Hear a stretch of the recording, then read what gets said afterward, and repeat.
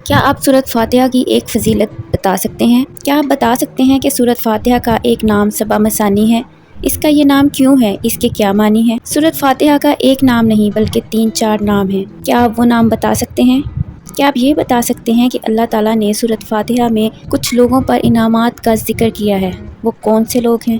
کیا آپ جانتے ہیں کہ قرآن کریم کی سب سے زیادہ فضیلت والی سورت کون سی ہے؟ چلیے اتنا تو آپ جانتے ہی ہوں گے کہ قرآن کریم کی سب سے زیادہ فضیلت والی سورت کون سی ہے۔ قرآن کریم کی سب سے زیادہ فضیلت والی سورت سورۃ فاتحہ ہے۔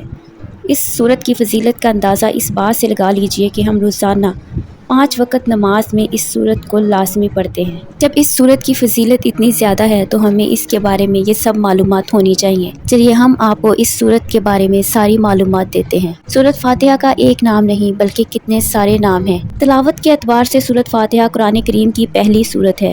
اس سورت کے کئی نام ہیں۔ اس کا سب سے مشہور نام سورت فاتحہ ہے جو کہ ہم سب جانتے ہیں۔ سورت فاتحہ کا ایک نام سبع مثانی ہے۔ سورت فاتحہ کو عربی میں سبع مثانی کہا جاتا ہے جس کا مطلب ہے 7 دہرائی جانے والی آیات یا 7 بار بار دہرائی جانے والی آیات۔ یہ نام اس کو اس لیے دیا گیا ہے کیونکہ یہ 7 آیات پر مشتمل ایک سورت ہے۔ یہ 5 نمازوں کی ہر رکعت میں دہرائی جاتی ہے۔ اس کو پورے قرآن کریم کے پیغام کا خلاصہ سمجھا جاتا ہے۔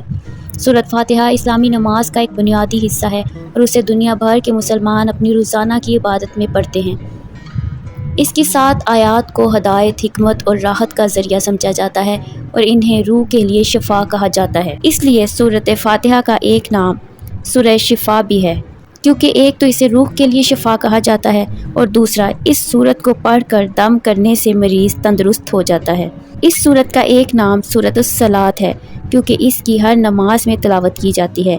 اس کا ایک نام سورۃ المناجات بھی ہے کیونکہ اس سورت میں دعا مانگنے کا طریقہ بھی سکھایا گیا ہے۔ رسول صلی اللہ علیہ وآلہ وسلم کے فرمان سے بھی ہم اس سورت کی فضیلت کا اندازہ لگا سکتے ہیں۔ حضرت محمد صلی اللہ علیہ وآلہ وسلم نے فرمایا، سورت فاتحہ جیسی کوئی دوسری سورت نہ توریت میں، نہ انجیل میں، نہ زبور میں اور نہ قرآن مجید میں اتری۔ ایک اور موقع پر رسول پاک صلی اللہ علیہ وآلہ وسلم نے فرمایا، حضرت محمد صلی اللہ علیہ وآلہ وسلم کو 2 ایسے نور دیے گئے جو ایک خاتم النبیین صلی اللہ علیہ وآلہ وسلم سے پہلے کسی کو نہیں دیے گئے، یعنی سورت فاتحہ اور سورت بقرہ کی آخری 2 آیات۔ یہ صحیح مسلم کی حدیث ہے۔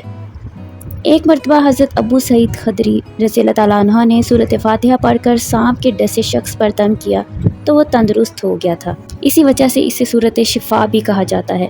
سورت فاتحہ میں دعا مانگنے کا طریقہ سکھایا گیا ہے۔ اس سورت میں بندہ اللہ تعالیٰ کی تعریف اور شکر ادا کرتا ہے، اپنی بندگی کا اظہار کرتا ہے اور پھر اللہ تعالیٰ سے ہدایت پر استقامت کی دعا مانگتا ہے۔ سورت فاتحہ میں اللہ تعالیٰ سے صراط مستقیم یعنی سیدھے راستے پر چلنے کی دعا مانگی جاتی ہے۔ صراط مستقیم ان لوگوں کا راستہ ہے جن پر اللہ تعالیٰ نے انعام فرمایا۔ پورا قرآن مجید صراط مستقیم کی تفسیر ہے۔ سورت فاتحہ صراط مستقیم پر چلنے کی دعا ہے اور پورا قرآن مجید اللہ تعالیٰ کی طرف سے اس دعا کا جواب ہے۔ تو اب آپ کو پتہ چل گیا ہوگا کہ سب سے زیادہ فضیلت والی سورت کون سی ہے۔ سورت فاتحہ قرآن کریم کی سب سے زیادہ فضیلت والی سورت ہے کیونکہ اس کی فضیلت خود قرآن کریم میں بیان کی گئی ہے۔ اللہ تعالیٰ نے قرآن کریم میں ارشاد فرمایا ہے، اور یقیناً ہم نے آپ کو عطا فرمائی ہے بار بار دہرائی جانے والی 7 آیات اور عظمت والا قرآن کریم۔